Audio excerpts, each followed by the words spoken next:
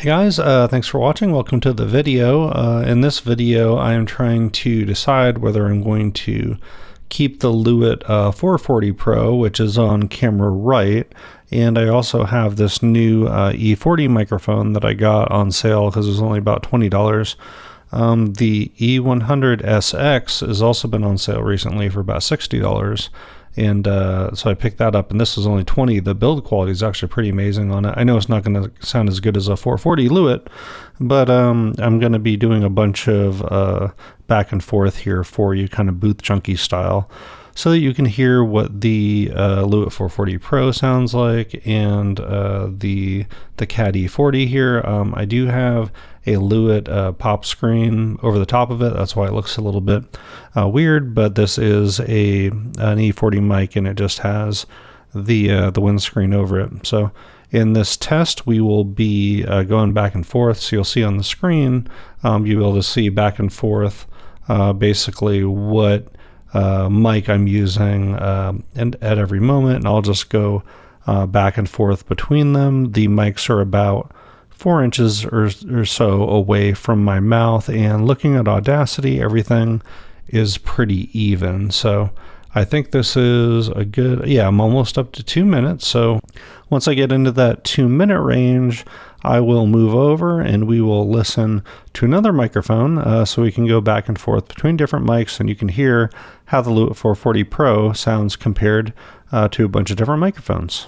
Hey guys, welcome back. In this test, we've got the 440, which is right here, and we have the 240, which is right here. And the 240 and 440 are basically different levels up the food chain for Lewitt. Basically, the 240 is about a $100 microphone, but it does not standard come with the windscreen that you get here and the shock mount. And if you buy it all retail, it ends up being about $180 for all of it. I got the kit for about $100, including the shock mount, and then I had to buy the screen separate for another $40. So I think I was about $140 or $120, something like that, all in on it. Now the 440, this other one has got a bigger capsule in it, which gives you like a little deeper, a little bit more growly sound when you compare them. It comes with the windscreen and the shock mount in the box, so that saves you a little bit of money. Now it's usually $270, which is more than what I wanted to pay, but with this bundle, I was able to get it for $200. So that makes it a lot more competitive with the 240, and this is just some audio so you can compare back and forth the difference between these two. So I've got a couple options for you here. I've got the 240 and the 440, just trying to figure out what all I want to fill up this audio with, and essentially I'm just trying to figure out how much difference there is between these two when it comes to recording audio. So after I get done with these recordings, I am going to I'm going to match them so that the audio is at about the same level, and hopefully that'll give you a good feel for the difference between the two microphones and whether you think that it's worth the additional money to buy the 440. Now the actual enclosure is identical between the two. So when you glance at them, you really won't see much of a difference. Because I was able to pay $200 for the 440, thought it was a good deal to do it that way. It's just a matter of, is it really worth it to keep it? And by worth it, I mean, I've got holidays coming up and some different things I'm interested in. Is it really worth it when I've got all these microphones to keep? Even if it's a great deal, is it a good enough deal to be worth holding on to when I have a lot of other microphones that may be able to do the job in a similar way? So this will give you an idea when we record this, basically what the difference is between them, and tell me what you guys think about the audio quality differences between the two mics. Okay, back with another set of mics here, peaking at about negative 12 dB. No processing is going to be done to this other than normalization. And on camera left, we have another one of my favorites, and one of the reasons why I'm thinking about sending back the 440 Pro is that I have the CAD E100Sx, which started out as a spiritual successor to the E100S, which Booth Junkie made famous as being an awesome mic. Yeah, $300 range from what I understand. I've never been able to get my hands on one, but that was the idea. And when the E100Sx came out as a replacement to it, I think that they were asking between $300 and $400 for it, and it continued to go down in price until now. I think I bought it for like $40 or $50 or something crazy like that from CAD, and I didn't expect to like it because if you listen to the Booth Junkie review of it, it sounds super dark and it just doesn't sound good at all in his recording. And I'm starting to think he might have got a bad apple because I love the way that mine sounds. It's built like a tank. If you look in it, you can see the capsule isn't gigantic, but it does have a low pass or a high pass filter built into it, as well as a pad. So you get that extra, which none of these other ones have. And when I was listening to it before, it seemed to have a little bit less resolution and detail than the 440 did, but it also had a smoothness that the 440 didn't, where the 440 is almost like growly. It felt like the E100Sx had this kind of smooth delivery that made it more pleasant to listen to, at least for my voice. I liked the amount of bass. I could still hear bass in my voice, but it's almost like they geared it to be smooth, and the top end isn't very harsh. So I really like the way that it sounded before, and I just want to get some audio here so you can hear the 440 on the right of the screen that you're looking at, and the left is the E100Sx. And I mean, you can definitely tell, or at least I could when I was listening to them, that there's more resolution in certain aspects of my voice in the 440, but you tell me if that's something that's actually needed or not. Okay, now we are back with probably the 440's biggest competition, which is the Rode NT1. I have this is the 5th generation Rode NT1, and it tends to accentuate the bass frequencies, I think, usually a little bit more than the 440 Pure does. The 440 Pure seems like it's got maybe like a more growly kind of middle area on my voice. Not quite bass, but still it's like a higher bass area. It seems to accentuate, and then breathes a lot of clarity in the high end, but without it being sibilant. So definitely a very good sounding mic. But the Rode NT1 I think plays the best, or at least from my memory. When I listen to it, if you are trying to accentuate and get a lot of detail out of the bass frequencies of your voice, it does a great job in terms of really fleshing out the bass frequencies, giving you clarity and detail there, and nuance, like a lot of options that you get out there. The bass is very almost like a low hum or growl kind of gravelly thing that you get, where the Rode NT1 seems to do a really good job with defining it. Both of these are similar dollar range. If you want the Rode NT1 and you don't care about the USB functionality, I mean, the USB functionality is good if you don't want to get into DAWs and stuff like that. They basically have their own recording software, and it's got some basic EQ in it, and you don't have to buy an audio interface. You can literally just buy it and plug it directly into your PC. It's great for that. There's nothing wrong with just buying the Rode NT1. Now, this NT1 I bought a different mount for, because the one that comes with it, you get this big shock mount and this big screen in front of it and stuff, and it's just a little bit bulky for me, so I just mounted it this way. But either way, it's still going to be a lot larger, as you can see on screen here, than the 440 Pro, but they do have similar capsule sizes, and I think that's where you're getting a lot of the detail between both of them, is they both have a lot of detail. Hey guys, welcome back. This is going to be the last test of the night. I have the Bumblebee 2, which is a big, hefty, big boy mic on camera left, versus the 440 Pure. From what I remember, there are some areas where I feel like, just like I was talking with the Rode NT1, how it has a lot of resolution in the lower end and a lot of bass definition. I was surprised because I'd heard a lot of people review the Bumblebee 2, but I thought that it had a very dark, rich bass kind of sound. But when I listened back to it, what I was hearing more is a little bit more gravel than I was anticipating in terms of my vocals. Not a lot of definition on the high end, but also on the lower end, it seemed to be surprisingly not giving me as much detail as I expected it to. So I took off the screen that comes with it. This is with no screen. I am talking to both of these, so the 440 and the Bumblebee 2, both about 4 inches off of my mouth, talking into both of them. And so I guess I could talk about the Bumblebee's build quality. So as you can probably see here, it's a hefty boy. It's not easy to put on a mic arm. The cage does come in the box with it, which is nice.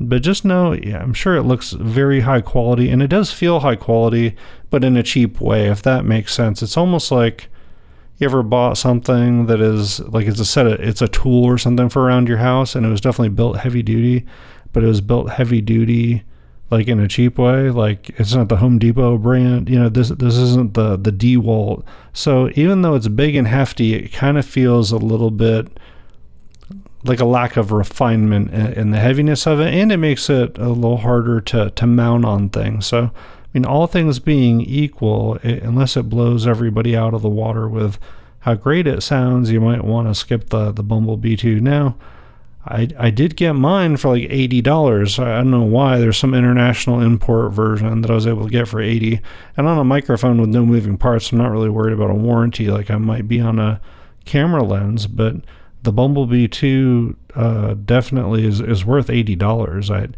I think. I just don't know with all these other options if it's going to be a good option for me. So I think this is going to be our last recording of the night.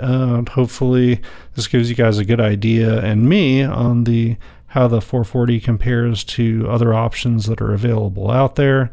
And we can come back and talk about it and see what we thought of all the comparisons, and kind of glad I got this done. I did it all in one night so that my voice and the circumstances and everything would be the same. So hopefully it's pretty easy for us to compare all these and to draw some conclusions. So thanks for watching so far, and I will be back probably in a different t-shirt. Hey guys, welcome back. It's been a while for me. Got busy with doing holiday stuff, but wanted to finish up this test. The end of this recording is being recorded on the Lewitt 240 Pro and not Pure, and then the 440 is the Pure, not the Pro, and the King Bee 2 is not the Bumblebee, it is the King Bee. So I apologize for any kind of confusion there. I did misspeak on there, but hopefully it was clear with the graphics and stuff that I put on the page. But the reason I use the 240 Pro to finish up this overview is that it was pretty crazy listening back. I guess the first thing that I'll talk about is the 240 Pro is that the 240 Pro seems to, compared to the 440, seems to pick up less room noise. It misses a little bit of like upper bass, lower mid, kind of gravelly, not quite bass, but almost bass, kind of resonant sounds to my voice. You can hear a little bit extra, but I think Tom Buck was right that it's very similar, and you can replicate a lot of the sound I found by just getting closer to the mic. So the 440 Pro gives you a little bit more bass, a little bit more authority, all that, but I've got a feeling if I'm just up here like this, I can basically replicate that just by being a little bit closer and getting a little bit more proximity effect.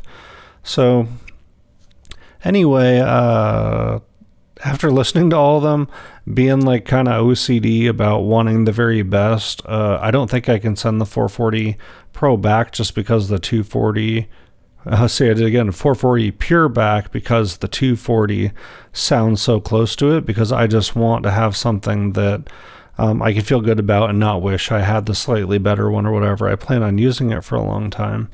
But the 440 and 240 are very similar. So if you only have $100, I think especially after doing all this test, I'd wholeheartedly say the 240 Pro is a great value.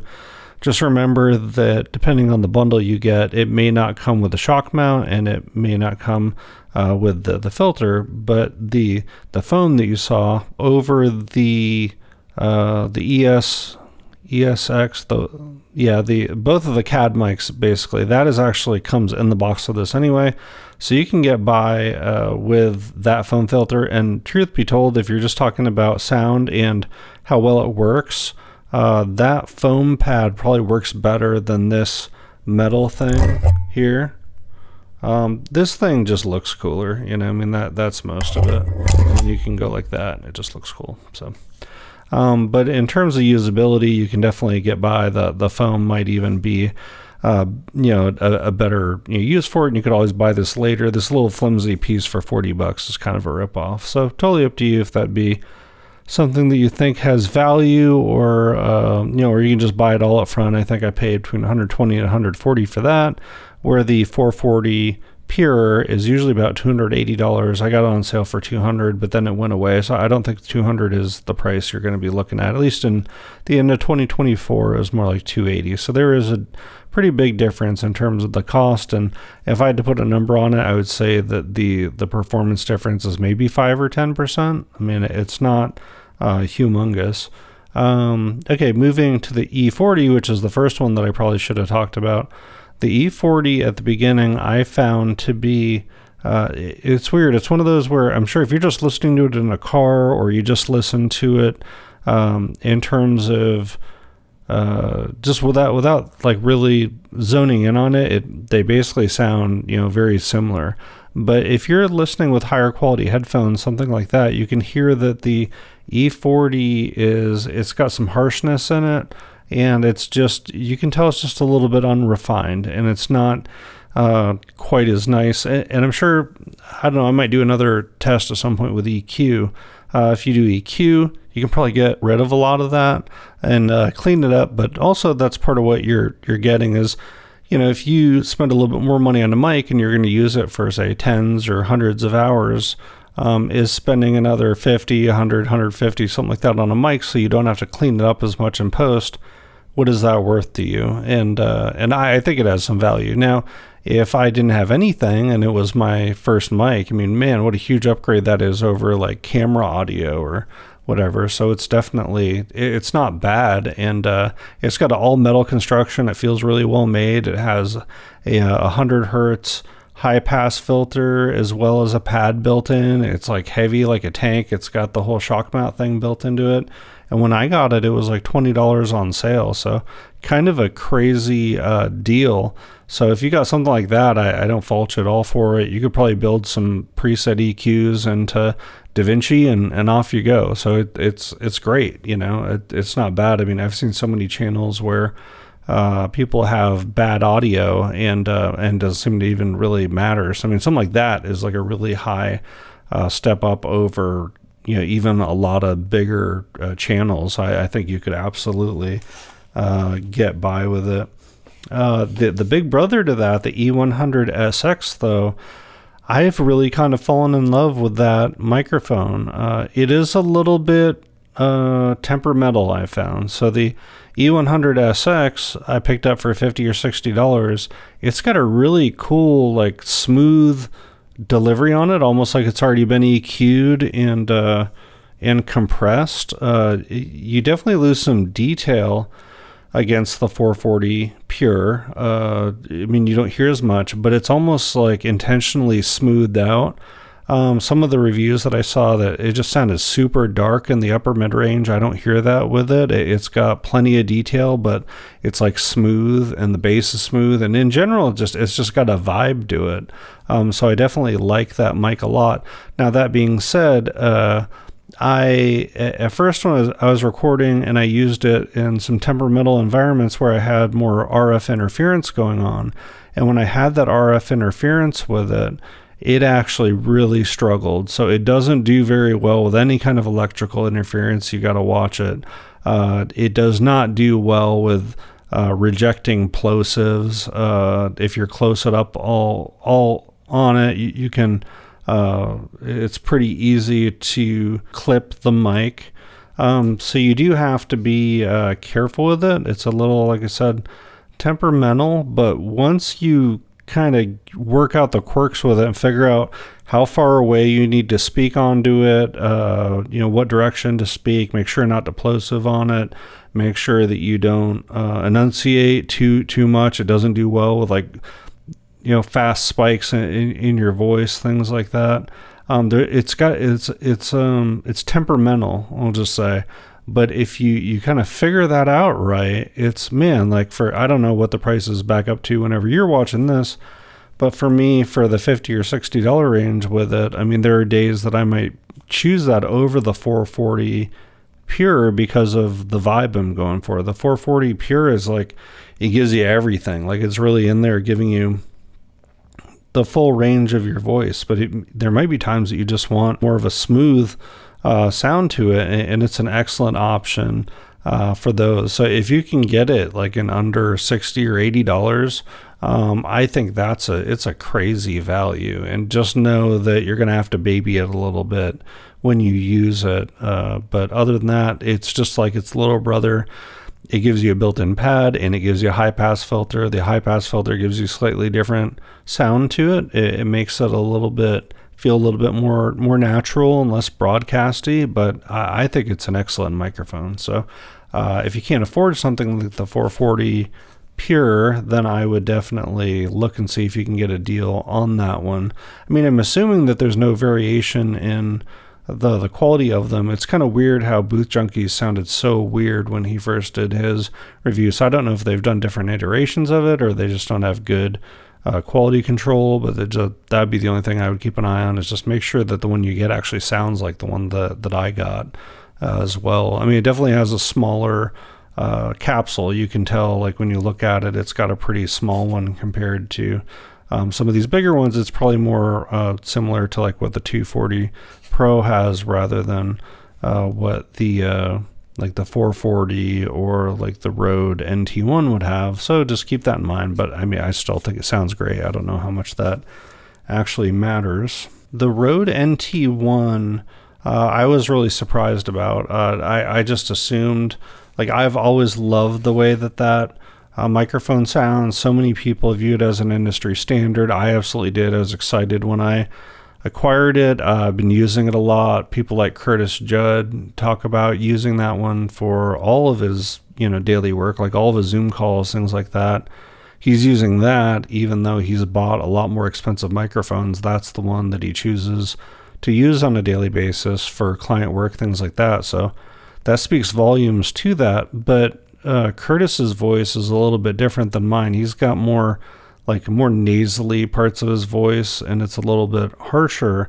So I think that his voice, the NT1 accentuating the bass frequencies in his voice and kind of mellowing out some of the others probably works really well for him. For me, I found that even though I loved the way it sounded before, I found when I listened to it compared to the 440 Pure, the 440 Pure just gave me more what I needed. It still gives you enough bass. It gives me, it feels like an authoritative sound with my voice, but it doesn't accentuate the bass frequencies as much. So I didn't realize before that the Rode was essentially kind of adding some mud to my voice. It really sounded like after listening to it next to the 440 Pure that I would have to EQ and bring some of that down a little bit so that all the clarity was there in my voice, because the 440 Pure did not have that issue where the NT1, although it's very nice and you can hear so much nuance in the bass frequencies,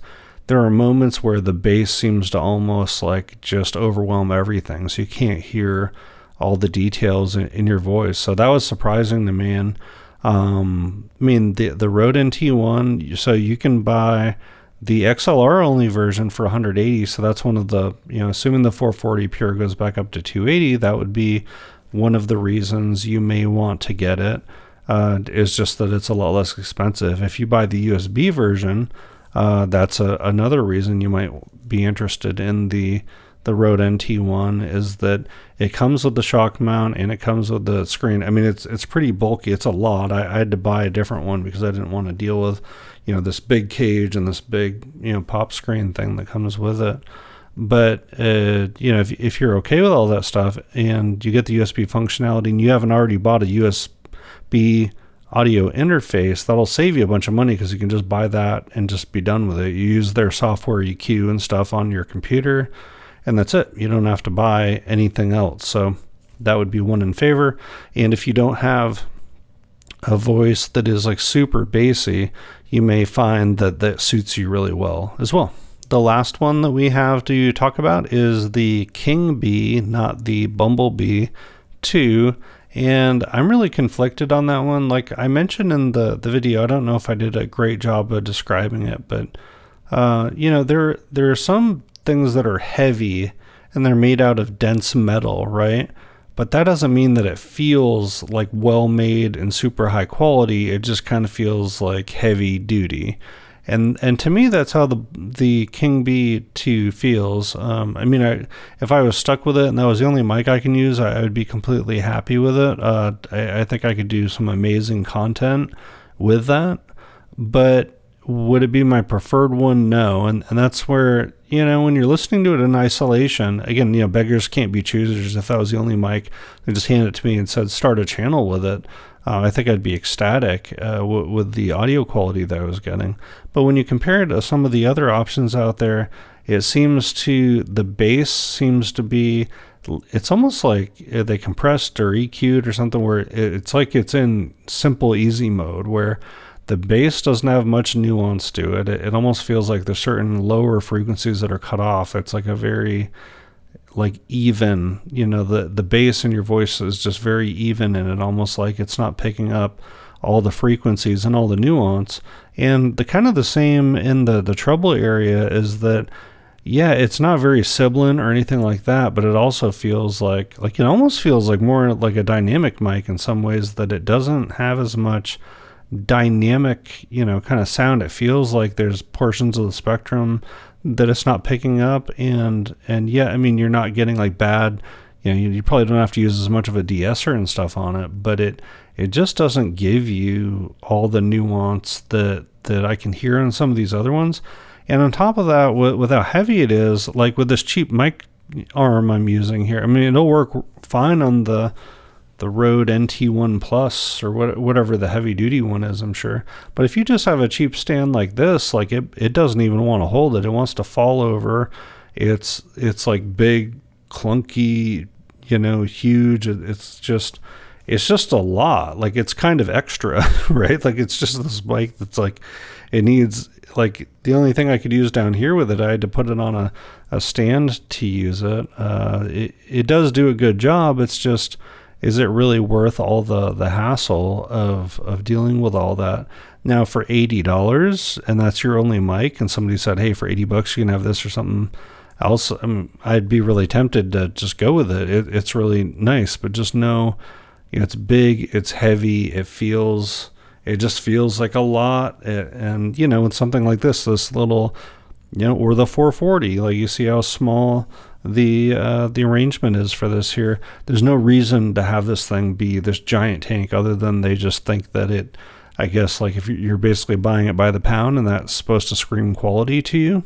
I can't imagine what's in the bottom half of it. The capsule's on the top. What else is it just, filled with lead or something? I don't know what's in there. So it is a very nice mic, but I think it's just a lot to deal with for something where you have so many other options that are similar or better in quality, and you don't have to deal with the bulk and the additional weight. So that's what I think. I'm glad that I did this. I really have enjoyed listening back and forth to all the different microphones. I think it gives me, I've been interested in doing some, voice acting work if I get the opportunity to. Sometimes I create videos and share them with family members and things like that. I'm doing different things with my voice now. Obviously, I have a channel, and I want to make sure that just the way my mind works is like, hey, if I'm really going to be using something a lot, I'd like to make sure that I'm not using, the adequate version. If there's an amazing version of that, I'd like to make sure that I understand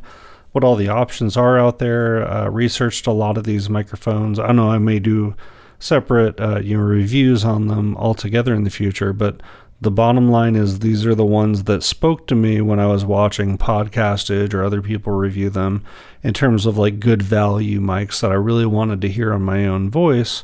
And now that I have, I think I can comfortably, unless I do some reviews of these, I can start letting some of them go because I know which ones sound good on my voice and which ones I can't let go of. Like, again, I've done this whole outro on the 240 Pro, and I'm guessing it sounds very similar to the 440, but to me, I could hear the difference, and that is enough for me to say, hey, if I'm going to use the thing for, who knows, 5, 10, 20 years, hopefully, and it's 10% better, I think that would be kind of crazy for the number of hours that I'll probably have using these to use the version that's not, quite as good.